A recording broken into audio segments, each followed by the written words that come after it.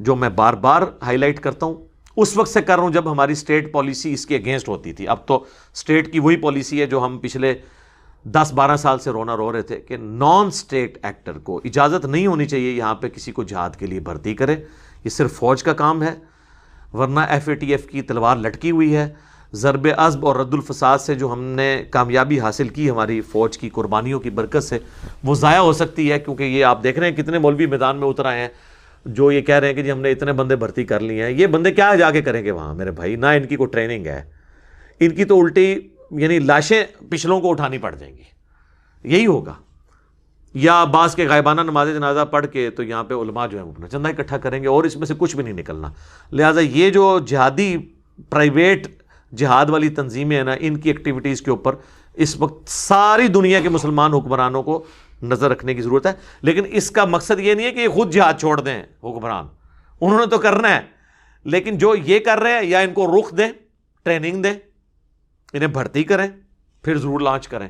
لیکن بغیر ٹریننگ کے آپ ان کو بھیجیں گے صرف نگ کے طور کے اوپر، تو وہ تو پھر لاشوں کی لاشیں ہی واپس آئیں گی. اور صرف ٹریننگ نہیں، پھر اسلحہ بھی اس لیول کا ہو کہ یہ لڑ سکے.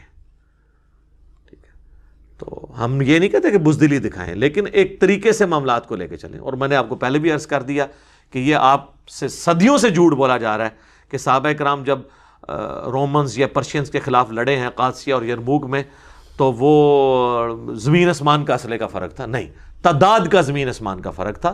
چند ایک چیزوں میں آپ کہہ سکتے ہیں ان کے پاس ہاتھی تھے یا منجنیق تھے، لیکن اصل فیصلہ تو 1 to 1 وار کا ہوتا تھا. اس میں حضرت خالد ابن ولید کے پاس بھی تلوار ہی ہوتی تھی اور سامنے رومن جنرل کے پاس بھی تلوار ہوتی تھی. ورنہ سامنے سے رومن جنرل اگر ایک جنرل ان کا کلاشنکوف لے کے آ جاتا اس زمانے میں ہوتی تو سامنے 1000 بھی ہوتے، اس اکیلے نے بون دینا تھا. تو آج تو یہی ہے نا. آج یہ کہتے ہیں جی وہ ہمارا ایمان اگر اس لیول کا ہو جائے، سر صرف ایمان اس لیول کا نہ ہو، برابر کی جنگ بھی ہونی چاہیے نا، پھر ہوگا. اسلحہ بھی بالکل برابر کا ہو، ورنہ تو ایک بندہ سب کو بھوننے کے لیے کافی ہے. تو یہ بھی آپ سے جھوٹ بولا جاتا ہے. اس وقت تلوار کا مقابلہ تلوار سے ہوتا تھا، یہ نہیں ہوتا تھا. اور اسی طریقے سے ہاتھیوں کا مقابلہ گھوڑے سے ہو رہا ہوتا تھا. یہ ساری چیزیں دیکھنے والی ہیں. لیکن الٹیمیٹلی 1 to 1 دو بدو لڑائی ہوتی تھی، اس میں پھر دونوں کے پاس تلوار ہوتی تھی. ٹھیک ہے، تو تلوار کا مقابلہ تلوار سے ہو رہا ہوتا تھا. تو اب تو یہ اس طرح نہیں ہے سلسلہ. ہمارے پاس لیٹسٹ اسلحہ نہیں موجود ہے، تو ہم یہ ڈنڈے اور لاٹھیاں اور یہ چیزیں لے کے جا کے تو یہ تو ان کی لاشیں اٹھانی پڑ جائیں گی اور کچھ بھی نہیں ہوگا. اور ابھی تو ایئر سٹرائکس والا جو ایشو ہے وہ تو کارپٹ بمنگ جب کرتے ہیں تو بچتا ہی کوئی نہیں ہے. وہ ایک مسئلہ سب سے خطرناک مسئلہ ہے. یعنی افغانستان کے اندر یہ جنگ اتنی لمبی کیوں ہوئی ہے؟ حالانکہ افغانیوں کا مقابلہ کوئی نہیں کر سکتے تھے امریکنز. ان کے پاس بھی اسی لیول کا اسلحہ ہے، وہ رشیا دے رہا ہے ان کو. سر ہاں جی، آپ لوگ سمجھتے ہیں شاید وہ پھوکے مار کے تو جیت رہے ہیں. نہ رشیا اب اپنا بدلہ اتار رہا ہے امریکہ سے. سارا لیٹسٹ اسلحہ ان کو رشیا دیتا ہے. ٹھیک ہے، اور تب وہ مقابلہ کرتے ہیں. لیکن ایک چیز ان کے پاس نہیں ہے، وہ ایئر سٹرائکس ہے. اسی لیے آپ دیکھ لیں 20 سال سے وہ لڑ رہے ہیں. وہ جنگ ختم تو نہیں ہوئی، ورنہ اگر ان کے پاس ایئر سٹرائک ہوتی تو سر یہ 20 مہینے بھی جنگ نہیں تھا امریکہ نکال سکتا اور افغان طالبان کو فتح ہو جانی تھی. لیکن مار وہ بیچارے کھاتے ہیں ایئر سٹرائکس کی وجہ سے. اس کی وجہ سے ان کو پھر چھپنا پڑتا ہے. جب باہر نکلتے ہیں اوپر سے پوری کارپٹ بمبنگ کرتے ہیں، وہ ڈیزی کٹر اور پتہ نہیں کیا کچھ پھینکتے ہیں وہ. ٹھیک ہے، لیکن زمین پہ آ کے برابر ہی ہیں. آپ دیکھ لیں ان کے پاس بھی گن ہے، سامنے والوں کے پاس بھی گن ہے. یہ نہیں ہے کہ ادھر سے کوئی دروشی پڑھ کے تو ڈنڈا پھیرے گا تو یہ ہو جائے گا. کچھ بھی نہیں ہونا بھائی، انج نہیں ہونا کہتے. یہ آپ چھوڑ دیں، یہ آپ لوگوں کو کہانیاں کرانی بند کریں. اور آپ یہ دیکھیں کہ میں تو کہتا ہوں یار یہ یورپ اور امریکہ کے لوگوں میں حوصلہ ہے. اتنے بڑے بڑے پروٹیسٹ ہو رہے ہیں، کافر کر رہے ہیں کہ یار فلسطین میں ظلم ہو رہا ہے. ٹھیک ہے، اور وہ یہ نہیں ہے کہ وہ فلسطین میں صرف جوز کے مرنے کی بات کر رہے ہیں، زیادہ تر مسلمانوں کے مرنے کے اوپر ہی وہ کہہ رہے ہیں کہ مسلمانوں کے ساتھ ظلم ہو رہا ہے. تو ہمارے اندر بھی حوصلہ ہونا چاہیے. ہم غصہ نکالنے کے لیے کہتے ہیں ہٹلر نے تو اٹل صحیح کیتا سی. ہٹلر نے وہی کچھ کیا ہے جو 9/11 میں امریکہ نے آپ کے ساتھ کیا ہے. اس زمانے کے ریلیجس لوگ وہ تھے، آج کے اس ماڈرن ایج میں ریلیجس مسلمانوں کو فنڈامنٹلسٹ مانا جاتا ہے. ان کو ریلیجس ہونے کی سزا ملی تھی. بال فرنٹ پہ تو کوئی اور ریزن بھی رکھی جاتی، لیکن اصل مسئلہ ان کا یہی تھا. تو باقی جیوز کو بھی دنیا میں رہنے کا حق ہے. ہم نہیں کہتے کہ ان کو رہنے کا حق نہیں ہے، لیکن UN نے جب یہ طے کیا تھا کہ 2 ریاستیں بنیں گی، مسلمانوں کو ان کی اپنی ریاست ہوگی اور جوز کی اپنی ریاست ہوگی، تو اب پریکٹیکلی تو ظاہر ہے مسلمانوں نے زمینیں ان کے ہاتھوں بیچی ہوئی ہیں نا جی. اب یہ بھی تو ایک تلخ پہلو ہے نا، اس کو بھی ذرا سمجھے نا، بالکل جذباتی ہونے کی بھی ضرورت نہیں ہے. انہوں نے اب وہ پریکٹیکلی وہاں پہ انہوں نے جگہ خریدی ہوئی ہیں، تو ان کو بھی وہاں پہ رہنا ہے. وہ جو ظلم کر رہے ہیں وہ اپنی جگہ ہے، لیکن دونوں کو رائٹ ہے رہنے کا. 70 لاکھ کے قریب یہودی وہاں پہ آباد ہیں، تو تقریباً 50 سے 60 لاکھ مسلمان بھی ہیں. تو ظاہر رہنا تو ہے اس روئے ارض کے اوپر، یا تو پھر ہجرت کے بعد آپ مواخات کروائیں اور دوسرے اسلامی ملکوں میں ان کو اجازت دیں کہ وہ آ جائیں. اچھا، اب یہ ساری باتیں میں نے کی ہیں، لیکن میں چٹخارے دار باتیں نہیں کر سکا آپ سے. اس کے لیے آپ باقی واعظین کو سن لیں، اور وہ آپ کو وہ کہیں گے کہ جی بس دجال آنے والا ہے، ہم نے ان کو چھوڑنا نہیں ہے، ہم نے ان کو مار دینا ہے. میرے بھائی، یہ آپ صدیوں سے یہ باتیں کر رہے ہیں. وہ جب آئے گا دجال پھر دیکھی جائے گی انشاءاللہ تعالیٰ. اس وقت جو یہ اس وقت مسئلہ ہے، آپ اس کو ایڈریس کریں خدا کے لیے. اس طریقے سے یہ حضرت عمر نے یہ کیا تھا. حضرت عمر نے تو یہودیوں پہ احسان کیا کہ جو عیسائی 600 سال سے ان کو نہیں آنے دے رہے تھے، ان کو آنے کی اجازت دے دی. حضرت عمر نے تو نہیں کہا کہ تانوں تے دجال نال مل کے اسی مارنا ہے، تے تانوں ان میں وڑن نہیں دینا، تمہیں تو دجال کے ساتھ مل کے ہم نے مارنا ہے. وہ جب آئے گا زمانہ وہ دیکھا جائے گا، وہ میدان جنگ کی بات ہے. اس وقت میرے خیال ہے ہم دائی بنیں، یہودیوں تک ان کی بات پہنچائیں کہ بھی تمہارے اندر کہاں کہاں پر علمی خرابی ہیں. اور میں آپ کو بتاؤں کتنے یہودی ہیں جنہوں نے جب قرآن سٹڈی کیا ہے، جو عربی کے جاننے والے ہیں یا انگلش میں ترجمہ پڑھا ہے، وہ مسلمان بھی ہوئے ہیں، اگرچہ ان کی تعداد کم ہے عیسائیوں کے مقابلے پہ. لیکن بہرحال اس وقت دائی، ابھی یہ میدان جنگ والا معاملہ نہیں. اور اس میں آپ مجھ سے پھکی لے لیں، یہودیوں کے اعتبار سے بخاری اور مسلم دونوں میں حدیث ہے. مولا علی کو غزوہ خیبر میں جب نبی صلی اللہ علیہ وآلہ وسلم نے بھیجا نا، آپ دیکھیں کہ شکست پہ شکست ہو رہی تھی مسلمانوں کے جو پہلے ٹروپس کو. تو حضور کا تو غصہ آسمانوں پہ ہونا چاہیے تھا، لیکن حضرت علی کو زرہ اپنے مبارک ہاتھوں سے باندھی. حضرت علی کو آپ نے نصیحت کی کہ علی پہلے جا کے انہیں دعوت دینا، میدان جنگ میں بھی ان کو کہنا کہ اسلام قبول کرو. اگر تیری وجہ سے ایک بندے کو بھی ہدایت مل گئی تو تیرے لیے سرخ اونٹوں سے بہتر ہے. یعنی جس کو آپ V8 کہتے ہیں آج کے زمانے میں. V8 لے کے نہیں دے دی تھی حضرت علی کو حضور نے، یعنی گویا کہ وہ ملنا ہے جیسے ایک دنیا دار کو آخرت کی V8 آپ کو ملے گی. تو نبی الاسلام میدان جنگ میں بھی یہودیوں کے خلاف غزوہ خیبر، وہ خائن یہودی جنہوں نے حضور کو مدینہ شریف میں تنگ کیا، پھر آپ کو تنگ آ کے نبی الاسلام نے یعنی آپ صلی اللہ علیہ وآلہ وسلم نے ان کو مدینہ شریف سے نکال دیا، وہ خیبر میں آباد ہو گئے. اتنا غصہ ہو تو پھر بھی بات دعوت کی کہ اسلام قبول کر لیں. نہیں کیا تو ایز اے لاسٹ ریزارٹ ان کے ساتھ لڑائی والا معاملہ ہوا. ابھی یہ یہودی تو وہ کہتے ہیں نا یار، اب تمہارے پیغمبر نے بھی تو ہمارا قتل عام کیا تھا، بنو قریظہ کے ساتھ کیا کیا، یہودیوں کا قبیلہ تھا نا. تو آپ ان کو بتائیں کہ میرے بھائی یہ بد عہدی کی سزا تھی. یہودیوں میں بد عہدی کی سزا یہی ہے. آپ کے جو 70,000 یہودی ایک دن میں قتل ہوئے تھے جنہوں نے بچڑے کو رب مان لیا تھا، ان کی سزا جو اللہ نے مقرر کی تھی کہ ہر قبیلہ اپنے قبیلے کے لوگوں کو قتل کرے گا، تو یہ سزا کنٹینیوس آپ کی شریعت میں چل رہی ہے. ٹھیک ہے، نبی الاسلام پہ ہوتا تو آپ معاف بھی کر دیتے. ٹھیک ہے، یہ بد عہدی کی سزا ملی تھی، اور اس میں بھی بچے اور عورتیں قتل نہیں ہوئے تھے، یہ ذہن میں رکھیے گا. تو اب یہ تو ٹاپک، تو اب وہ بعض لوگ سوچ رہے ہوں گے کہ جی وہ حدیث نہیں سنائی بخاری مسلم کی. سر وہ بھی میں مسلمانوں کو سناؤں تو پھر میں ساتھ تھوڑی سی بے عزتی بھی کروں گا. بخاری مسلم دونوں میں حدیث ہے، قرب قیامت میں جب مسلمانوں کی آخری جنگ ہوگی دجال کے خلاف، آرمگڈون جسے کہتے ہیں وہ لوگ، اور اس جنگ کے اندر نبی الاسلام فرمایا کہ اگر کوئی یہودی ایک پتھر کے پیچھے بھی چھپا ہوگا نا، کسی درخت کے پیچھے بھی، تو پتھر اور درخت کو بھی اللہ زبان دے گا اور مسلمان سے وہ کہے گا یا مسلم، میرے پیچھے یہودی ایسے قتل کرتے. یہ عام حالت میں نہیں، میدان جنگ میں، سوائے غرقد کے درخت کے جو ان کو پناہ دے گا. تو اس میں الفاظ ہیں یا مسلم. تو یہاں آپ کسی جتنے یہاں پہ مسلمان ہیں ان کو ذرا کہہ کے دیکھیں نا، آپ کسی مسجد میں بریلویوں کی جائیں اور کہیں کہ جی یہ کس کی مسجد ہے، وہ کہے گا بریلویوں کی. تو اس کو پوچھیں آپ کون ہے، وہ کہے گا میں بریلوی. اور آگے سے وہ آپ کو پوچھے آپ کون ہے، تو آپ کہیں میں مسلمان ہوں. تو دیکھیں اس کی تیوری کیسی چڑھتی ہے. وہ کہے گا میں کافر ہوں. بھئی اگر تو کافر نہیں ہے، مسلمان ہی ہے، تو تو اپنے آپ کو مسلم کیوں نہیں کہتا؟ اس دن سے پہلے کہہ دے کہ جس دن تجھے پتھر نے بھی اور درخت نے بھی کہنا ہے، اور تو نے اس وقت تو نے نہیں ماننا جب تک تجھے سنی، شیعہ، بریلوی، دیوبندی، حنفی، شافعی، مالکی کہہ کے نہ بلایا جائے. یا تو نے سمجھنا ہے کہ انجینئر صاحب کی کوئی ویڈیو چل گئی ہے پیچھے سے تو یہ حدیثیں پھر جب سنائیں گے اس کے ساتھ تلخ چیزیں یہ جڑی ہوئی ہیں، پھر یہ بھی سنیں آپ.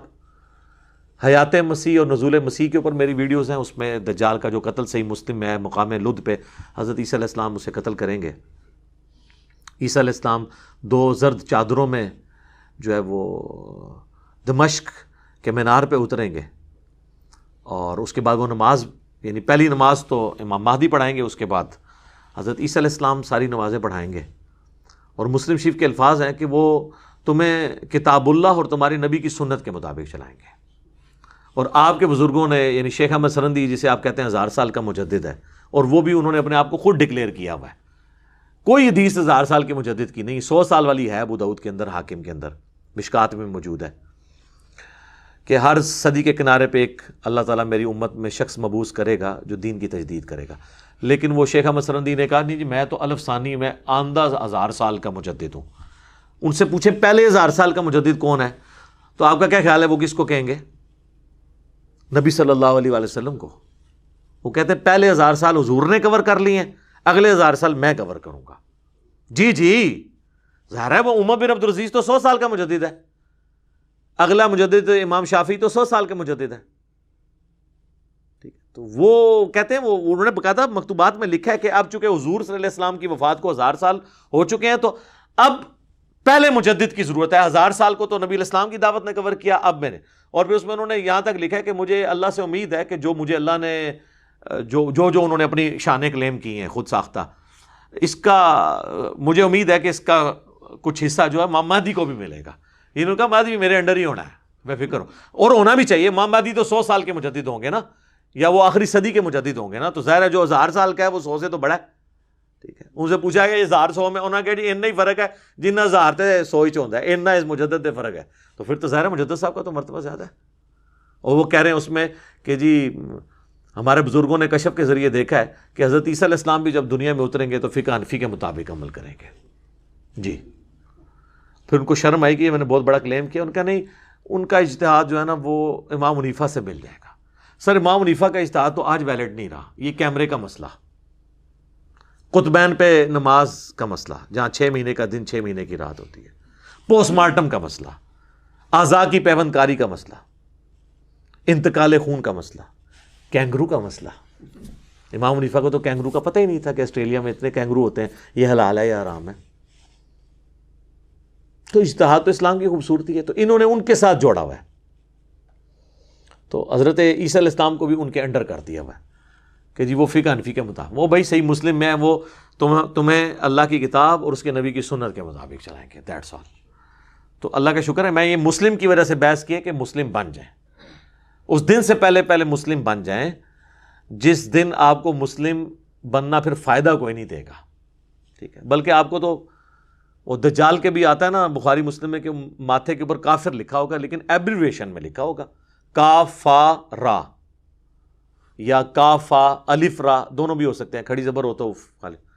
تو میں اکثر کہتا ہوں یہ کاف سے کشف پڑھ لیں گے، الف سے الہام پڑھ لیں گے، فا سے فیض پڑھ لیں گے، اور را سے روحانیت پڑھ لیں گے. وہ کہیں گے یہی سب سے بڑے بزرگ ہیں، دیکھو یہ تو بارش برسا رہے ہیں، زمین سے سبزہ اگا رہے ہیں، ان سے بڑا کون بزرگ ہوتا ہے. لوگ کہتے ہیں ہم پہچان لیں گے. سر اس طرح نہیں پہچانا جا سکتا جب تک آپ شعبدہ بازیوں سے نکل کے کتاب و سنت کے راستے پہ نہیں آ جائیں گے.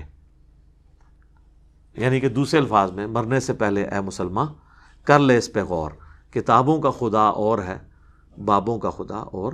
باب خدا اسی کو مانتے تھے لیکن ان کوالٹیز کے ساتھ نہیں جو آسمان سے نازل ہوئی تعلیمات، یعنی کتاب اور سنت اور احادیث کی کتابوں میں موجود ہے. تو ہم تو صرف آپ کو جھنجھوڑ سکتے ہیں. انشاءاللہ ایک دن آئے گا، امید ہے اگر آپ نے یہ ہماری نصیحت لے لی اور آپ کے زمانے میں دجال آ گیا اور عیسیٰ علیہ السلام کی صحبت ہمیں نصیب ہوئی، امام مہدی کی صحبت نصیب ہوئی، تو اگر آپ نے زندگی میں ایک دفعہ نعرہ لگایا ہوا نا کہ نہ میں وابی نہ میں بابی، میں ہوں مسلم علمی کتابی، تو جب جناب غرقد کے درخت کے سوا باقی درخت اور پتھر آواز دیں گے تو آپ کو آواز بھلی معلوم لگے گی انشاءاللہ، اور آپ اپنے آپ کو مسلم سمجھتے ہوئے فخر محسوس کریں گے. باقی اس کے لیے نبی علیہ السلام کا ایک وظیفہ میں اینڈ پہ بتاتا ہوں. دجال پہ میری کئی ایک ویڈیوز ریکارڈڈ ہیں، نزول مسیح کے اوپر بھی، ہر ٹاپک میں موجود ہے. آج کا ٹاپک چونکہ نہیں تھا، صحیح مسلم میں حدیث ہے جو سورۃ الکہف کی پہلی 10 آیات یاد کر لے گا تو اللہ اسے دجال کے فتنے سے بچا لے گا. تو یاد اسی صورت میں ہوں گی، روزانہ کم از کم ایک دفعہ پڑھ لیں تو خود بخود آپ کو یاد ہونا شروع ہو جائیں گی. باقی یہ جو علماء جو ہے نا وہ قیامت کی نشانیوں کو اس سے جوڑ کے، قیامت تو ہم پچھلے 400 سال سے بنائے بیٹھے ہوئے ہیں. ٹھیک ہے، لوگ تو پہلے کہتے تھے 1000 سال سے اوپر ہی امت جائے گی نہیں. آپ پرانے زمانے کے بزرگوں کی بھی کتابیں دیکھیں نا تو وہ آپ کو لگے گا بس قیامت آئی کہ آئی. فی الوقت جو گیون سرکمسٹانسز ہیں نا، اس میں جو ہے نا وہ آپ اس طرح، مجھے لوگ کہتے ہیں قیامت کی نشانیوں پہ ویڈیو ریکارڈ کرائیں. جی قیامت کی سب سے بڑی نشانی ہے نبی علیہ السلام کا دنیا میں آنا. جی صحیح مسلم میں حدیث ہے، میں اور قیامت اس طرح ساتھ بھیجے گئے ہیں جیسے یہ 2 انگلیاں، درمیان والی انگلی اور شہادت کی انگلی نبی علیہ السلام نے جوڑی. یعنی نبی علیہ السلام کی بعثت ہی قیامت کی خبر ہے. جی قرآن میں بھی ہے نا سر، اقترب الساعہ وانشق القمر، قیامت قریب آ گئی اور چاند 2 ٹکڑے ہو گیا. نبی علیہ السلام کے زمانے میں جو چاند 2 ٹکڑے ہوا تو اللہ نے کہا یہ قیامت کے قریب آنے کی نشانی ہے. ظاہر ہے جی اتنی لمبی انسانی تاریخ میں ہزاروں انبیاء آئے ہیں، ان میں جب آخری پیغمبر آئے گا تو قیامت کی نشانی ہی ہوگا نا. یعنی نبی علیہ السلام کے بعد اب کوئی نبی نہیں آنا، حضرت عیسیٰ نبی امتی کی حیثیت سے آنا ہے. تو حضور کی بعثت خود جو ہے وہ قیامت کی نشانی ہے. باقی وہ جو نشانی ہے جو چھوٹی چھوٹی جوڑتے ہیں اور وہ ضرب تقسیمیں لگاتے ہیں، کبھی یاجوج ماجوج کو لے کے بیٹھ جاتے ہیں، کبھی کچھ لے کے بیٹھ جاتے ہیں. سر جو کام کرنے والا ہے وہ یہ ہے کہ آپ دین پہ چلیں اور جو بیسک دین ہے یہ لوگوں کو سکھانے کی کوشش کریں. تو باتیں تو میں بہت ساری کر سکتا تھا، لیکن میں نے کوشش کی ہے کہ میں ایک بلیو پرنٹ آپ کے سامنے اس حوالے سے کاؤنٹر نیریٹو کی شکل میں رکھ دوں. اللہ تعالیٰ سے دعا ہے جو حق بات میں نے کہی اللہ تعالیٰ ہمارے دلوں میں راسخ فرمائے. اگر جذبات میں میرے منہ سے کوئی غلط بات نکل گئی تو اللہ تعالیٰ ہمارے دلوں ہی سے محو کر دے، اسے دھو بھی دے، ہمیں معاف بھی فرما دے، ہمیں کتاب و سنت کی تعلیمات پر عمل کر کے دوسرے بھائیوں تک پہنچانے کی توفیق عطا فرمائے.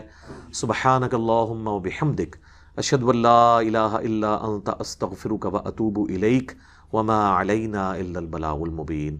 جزاکم اللہ خیرا.